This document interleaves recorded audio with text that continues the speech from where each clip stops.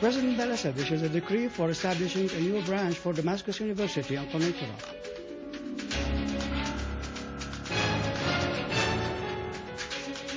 Army units deal deadly blows to terrorists in different areas in the country.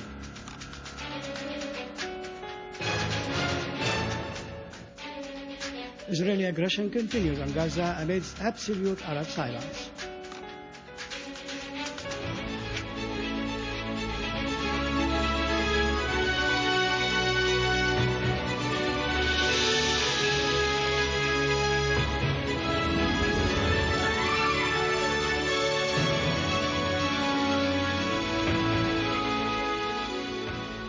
Good afternoon, ladies and gentlemen. Welcome to our news for today. President Bashar al-Assad has issued Decree number 408 of 2012 stipulating the establishment of a branch of Damascus University in Al-Qunaytara Governorate to be called Qunaytara Branch. In its second article, the decree also stipulated that this branch would be opened according to a decision by the Minister of Higher Education on the basis of the Higher Education Council's approval and the availability of the material and human requirements.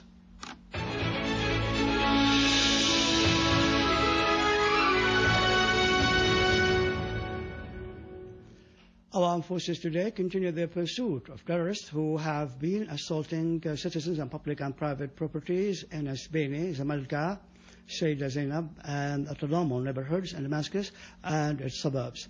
Several terrorists were killed and their weapons were confiscated in Zamalka. All the gunmen of the so-called Damascus Liberation Battalion were killed together with their leader, terrorist Abdessalam Idris. An army unit also clashed with a terrorist group near the new Al-Husseiniya project in a Sayyida Zainab neighborhood, killing and injuring several terrorists. Another army unit destroyed a booby-trapped car near Dawar Asbani and killed and wounded terrorists in the neighborhood. An army unit today clashed with an armed terrorist group who had tried to attack law enforcement checkpoint in Tel Shur, inflicting on them heavy losses. Another army unit eliminated a number of terrorists at the eastern and southern entrances of Marat Naaman and confiscated their weapons and ammunition. Our armed forces have continued their national task in clearing several provinces of the armed terrorist groups, eliminating a large number of gunmen. In Deir Zor, an army unit clashed with a terrorist group near Al-Urafi Mosque in the city, killing 6 gunmen and injuring others. Another unit killed the most dangerous terrorist in the city, Abdullah Ghannam al-Majrash, commander of the so-called Al-Maqdad Battalion in Jubayla neighborhood. The unit also killed another terrorist nicknamed Amuna in Fuad Cinema Street. In Raqqa, an explosive device planted by a terrorist group has blown near Sayyidat al-Bishra church, killing a woman, injuring 5 citizens, and inflicting material damages on the site.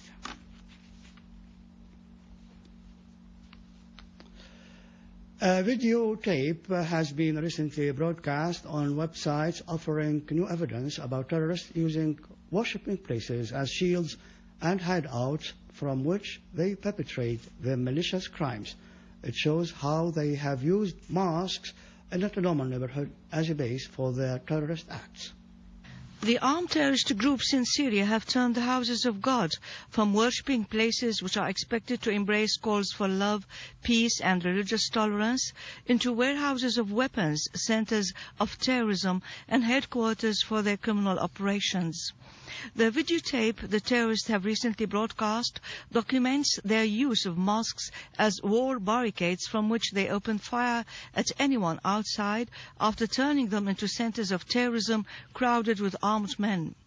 The videotape clarifies the reason behind the devastation that befell numerous worshipping places in Syria that included the Umayyad Mosque in Aleppo, which was burnt by Takfiri terrorists, Abdurrahman Mosque, also in Aleppo, which was targeted by mercenary terrorists with mortar shells, and Khalid ibn al-Walid Mosque in Homs. The armed terrorist groups did the same harm to numerous churches, like Sednaya Monastery in Damascus suburbs, the Catholic Assyria Cathedral in Homs, and the Armenian Anglican and Greek Catholic patriarchies in Aleppo. The scenes of sabotage inflicted on Islamic and Christian worshipping places in Syria reveal the bulk of the terrorist Western and Arab assault executed by Al-Qaeda members and Takfiri Wahhabis against the Syrians in order to blur out their culture and brilliant heritage of civilization that has retained its glory since the dawn of history.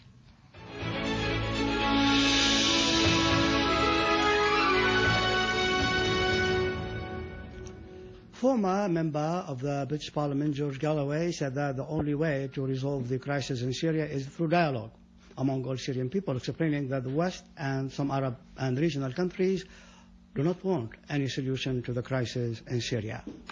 In an interview with Russia Today TV channel, Galloway said that the U.S. and its servants in the region, such as Saudi Arabia and Qatar, are further escalating the crisis in Syria as they pay money and provide weapons to the terrorists. Mr. Galloway pointed out that the Turkish government works as a servant to the West and the region, seeking to join the European Union. Galloway described Russia's stand towards Syria as wise and right. Iran renewed its full support of Syria. Iran's advisor of the Supreme Leader for International Affairs, Ali Akbar Wilayati, said that some reactionary Arab countries have let mercenaries of Al-Qaeda enter into Syria. They distributed money to kill civilians, and this is unacceptable. He pointed out that more than 90% of those who fight the government and people in Syria are not Syrians. Wilayati asserted that Syria has become stronger 20 months after the beginning of the events in it.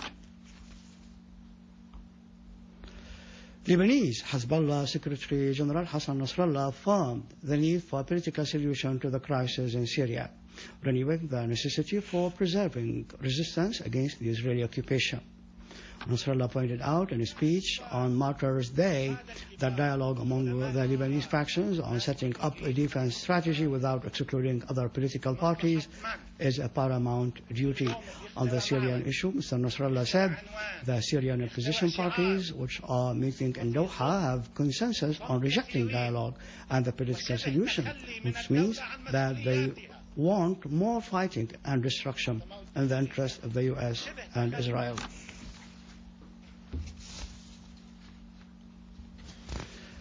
Finally, in occupied Palestine, the death toll among Palestinians following Israeli air raids has risen to 7, following the death of Muhammad al-Qanu of wounds he sustained earlier when Israeli planes shelled eastern Gaza with rockets.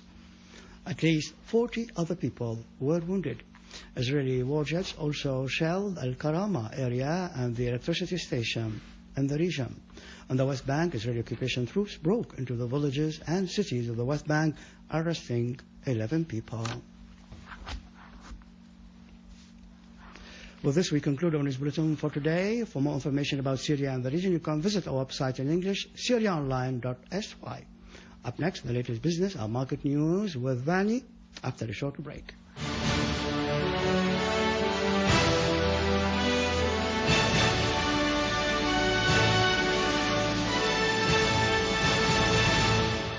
Good afternoon.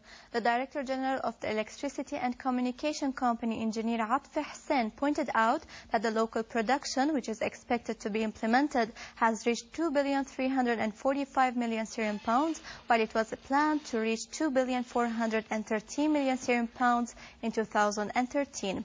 The investment rate, which is expected to be implemented, has reached about 86 million Syrian pounds, while the planned rate is about 66 million Syrian pounds for the forthcoming year. Mr. Hussein also declared that despite difficulties in providing materials and production requirements caused by the current crisis, the company will continue to implement its policies through purchasing the required commodities from the producers and according to the implementation plan. The government is going to subsidize the project of heating water using the solar energy through providing 50% of the heater's cost for citizens if it doesn't exceed 20,000 Syrian pounds.